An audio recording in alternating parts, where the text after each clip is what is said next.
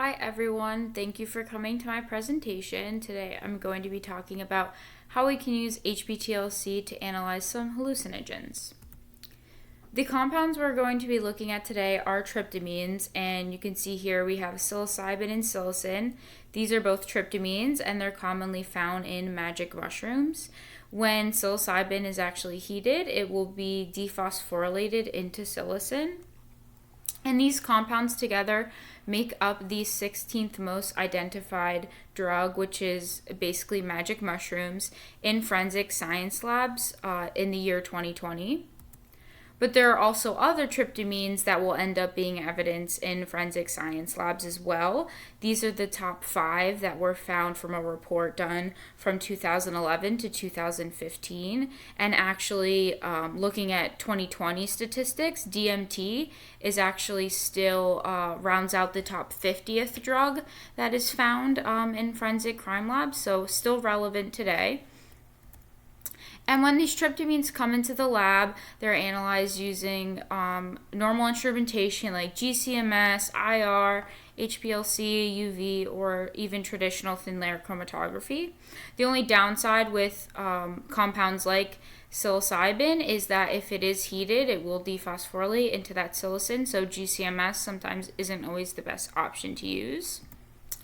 And what we kind of wanted to do with this research was look at these older, very popular tryptamines like psilocin, psilocybin, and bufotenine, but also look at these newer tryptamines that I showed you in a couple slides earlier and see if we can find one mobile phase to run for thin layer chromatography that can separate all these different types of compounds that a forensic science lab could come across.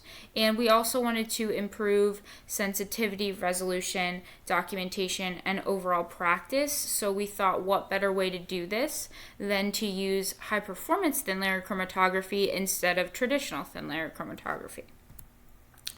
Looking through the literature, we found 2 mobile phases that stood out a lot. So going through different crime labs, their manuals, and what they use when they run TLC and they're looking at tryptamines, a lot of them used this methanol with ammonium hydroxide or butanol with water and glacial acetic acid.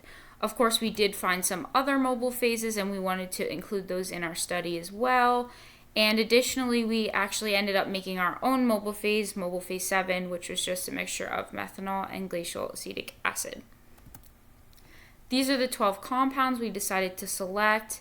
Again, you can see the familiar psilocin, psilocybin, and bufotenine. Those are the more popular compounds that show up a lot in labs. You can also see we looked at those other compounds from that 2011 to 2015 study as well. These compounds aren't as popular as psilocin and psilocybin, but they still pop up. They're still present in the United States, so they still eventually will need to be analyzed. The other compounds I have on the screen as well do pop up from time to time. They're just not as popular. Again, what we wanted to use was HPTLC. So here's part of the instrumentation. As you can see here, you're probably familiar with. And then we had, of course, our parameters and what we went through. I'll just go through that really quickly. The development application, we tried to follow the HPTLC Association, their SOP very closely to make sure we kind of have some relevance with HPTLC and what's usually done when people do use HPTLC. And we had those 7 mobile phases, and basically we wanted to evaluate them and see which couple mobile phases worked the best. So we had pieces of criteria that we wanted these mobile phases to pass. First was detection and travel. So can the compounds be seen by the visualizer or the scanner, and do they give an RF value somewhere between 0.1 and 0.9? We didn't really want all of these compounds to be clustered at the bottom of the plate or clustered at the top of the plate. And then we also looked at resolution, so comparing 2 compounds to each other, seeing if they're resolved or not. For our sake, we decided our goal was to have a resolution of 1. We do know that total resolution usually you calculate to be above 1.5, but in our case we were shooting for 1. Reproducibility, of course, is very important. We calculated a coefficient of variance, and we wanted that to be under 10%. And then we also dipped or sprayed these plates with a visualization reagent, p-dimethylaminobenzaldehyde, and this is just a common reagent for tryptamines. And one of our pieces of criteria was that does this reagent work with the plates, the compounds, the mobile phases. Here are a couple of the plates that we ran. So we ended up really liking mobile phase 1 and mobile phase 2. Mobile phase 4 gave us not the best resolution, so we decided we didn't really want to move forward with that. Mobile phase 6 gave us good results, but mobile phase 7 gave us a little bit better results, and the solvents were very similar, so we decided to move on with mobile phase 7 as well. So the 3 mobile phases that we really targeted were mobile phase 1, 2, and 7. And then after running mobile phase 1 more than around 3 or 4 times, we started having problems with the reproducibility. So for that reason, we did stop validating mobile phase 1 and focused our energy on mobile phase 2 and mobile phase 7. So here's an example plate from mobile phase 2. You can see psilocybin, bufotenine, and psilocin kind of highlighted in those boxes. They are separated very nicely. The rest of the compounds spread pretty nicely on the plate, and you can see that a lot of the compounds do fluoresce nicely under that 366 with the visualizer as well. Here are our RF values, and they span pretty much most of the plate, but they do clump a little bit at the 0.6, 0.7 area, but our CV percents were actually really nice. Again, we were looking for something under 10%, and all of these compounds were able to do that. And here's what our plate looks when it's dipped, and you can see that some of our compounds give nice pink colors, while others give more of a blue and purple color. So this is a great way that compounds that have very similar RF values can be differentiated because they give different colors after this visualization reagent is used. And here you can see psilocybin, bufotenine, and psilocin are still nicely separated. We ran our compounds at different concentrations, and we got like a rough limit of detection range here. You can see that for 254, if we're using that visualizer, the limit of detection is okay, but if you go to switch to 366, we actually are getting a better limit of detection with most of the compounds, which is great. And then we did have a couple comparisons between compounds that weren't necessarily resolved. So if you compare each one of these tryptamines to each other on the plate, there's 66 possible comparisons, and only a handful of pairs of these compounds couldn't be differentiated with mobile phase 2. So either their resolution was under 1, or the colors were so close that they couldn't be told apart.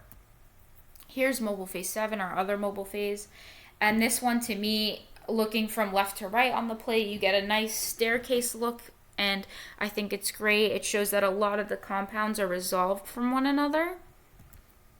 And again, you can see here we have the RF values have a nice span. So we're starting from 0.1, we're ending up at 0.6. They span a lot of the plate.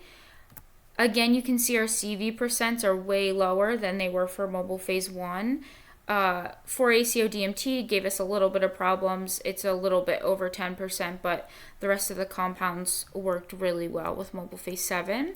And again, here are the colors we get. You get the same exact colors no matter what mobile phase you use, but you can see again we have those pinks, we have those purples, and then psilocybin, bufotenine, and psilocin are very nicely separated. Mobile phase 7's limit of detection very closely mimics mobile phase 2, and again you can see that switching from the 254 to 366 nanometer light, we are getting a little bit better limit of detection range. And then mobile phase 7 had a couple compounds as well that could not be differentiated between. So either the resolution was less than 1 or the colors were the same, so you couldn't tell the difference between those compounds. And then if you consider mobile phase 2 and mobile phase 7, out of these 66 possible pairs, only 3 of them are pretty hard to differentiate. So I think only having a problem with 3 of the pairs is pretty good. We also wanted to test with our 2 chosen mobile phases some adulterants that are commonly found with some of these drugs. So LSD, MDMA, caffeine, these are all common adulterants that we could find. And we ran them with both mobile phases, so you can see them here with the spot amplified plate.